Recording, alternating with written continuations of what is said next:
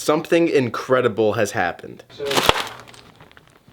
This is a bag of rice. This bag of rice is my best friend in the entire world right now.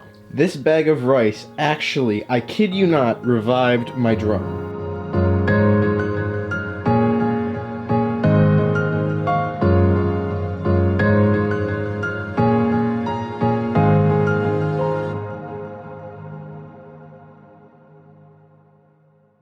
So yesterday this guy was, hold on, let me put you on the tripod. Yesterday this guy got drowned in it was like 2 feet of water. I kid you not, I'm serious. There's actually footage of it going underwater, so you know that I'm not lying to you.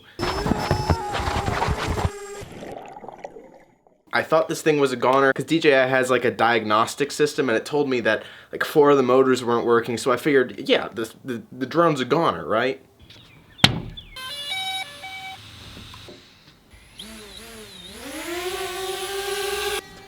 Think again. It lives! And somehow it feels like it's performing even better than it was before it took a bath. I don't know how that works. Don't ask me.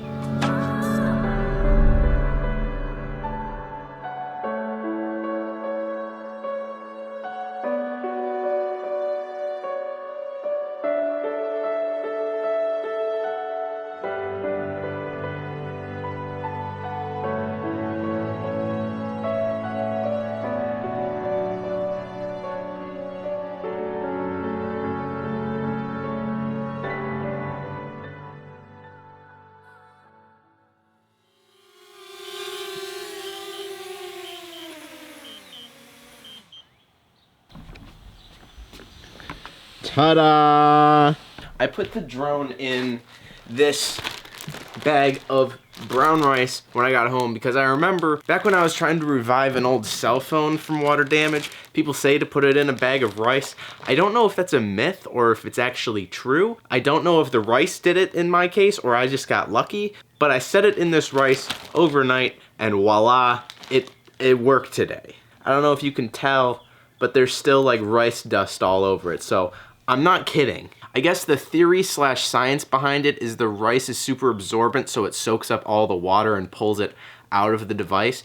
But I'm still super surprised that this piece of technology that isn't waterproof or even really water resistant went down 2 feet in the middle of a creek, sat in there for about 25 seconds before I could even come and pick it up, and it works. And if I'm going to be completely honest with you, I strangely am kind of upset that the drone is fine now. That was a really, really good excuse to upgrade my drone. And now I don't have that excuse anymore. Now, yes, I would rather spend an extra $1,000 probably somewhere else, but now I need to make the decision. Which is really no decision right now because I don't have like $1,000 cash on hand. Surprise. But if I did have a spare $1,000 lying around, it'd probably be better to spend it on lenses rather than a drone. I just really like the tech and that it kind of makes me lose all sense of reason. The gear that I have is doing pretty good right now. You know, it's nothing masterclass, but it's becoming a pretty good arsenal. First off, I've got a Manfrotto Tripod, which is like the newest thing that I added to my arsenal. Freaking awesome. I highly recommend you pick one up if you need a tripod. It's insane. Then I've got, of course, my camera, Canon T7i. This is the kit lens that came with it. That's the Rode Video Mic Pro Plus, and just a simple softbox lighting. That stuff you don't need to worry about. Here we've got the entertaining stuff. We've got my newly refurbished or revived DJI Spark, fantastic beginner drone. Even though it's discontinued, I think the one that would be like it would be the Mavic Mini. Next, of course, the Joby GorillaPod. This is imperative for the vlog. It's what I hold out in front of me. Then we've got my only other lens. This is a Canon Prime 50mm lens. I use this more for photography than I do for videography, but it's always in my bag anyway. Then of course we've got the GoPro. I think this is like the Hero 5. It's not the newest one. I think the newest one is the Hero 7. Still, not much of a difference. It does the trick. I use this a lot more than I thought I would.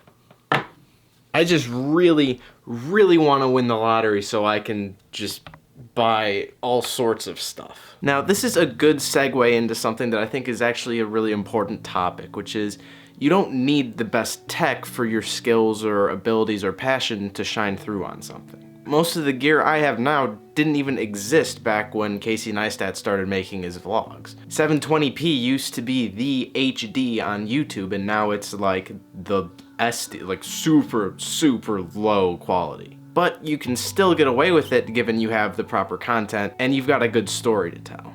There are a few things that I think gear is important for though, and something that gear has helped me out with immensely is confidence. See, when I was walking down the street holding my phone out on a gimbal or on a Joby GorillaPod made for my phone, I didn't have the same street confidence or street cred really as when I'm holding out a DSLR camera with a nice microphone and the whole shindig. So in public, it definitely does make a difference. At least for me, my confidence level is much higher when I look a little bit more professional. For a while I was working only on my phone, and until I got my camera, things were starting to get pretty stale. And I know it's one of those things that you don't really notice until you see the difference between the vlogs before I got the camera and after I got the camera, but there is a whole different level of professionalism in them. At least I think so. They just feel much better, and it's not even the way that the camera's picking them up, it's my attitude towards it. I feel official. The same thing goes for drones. Like my DJI Spark, this thing's perfectly fine. Like it does the job, it gets 720p footage, and most of the time it's not noticeable, especially if I have the scene lit well, or rather the sun has the scene lit pretty well.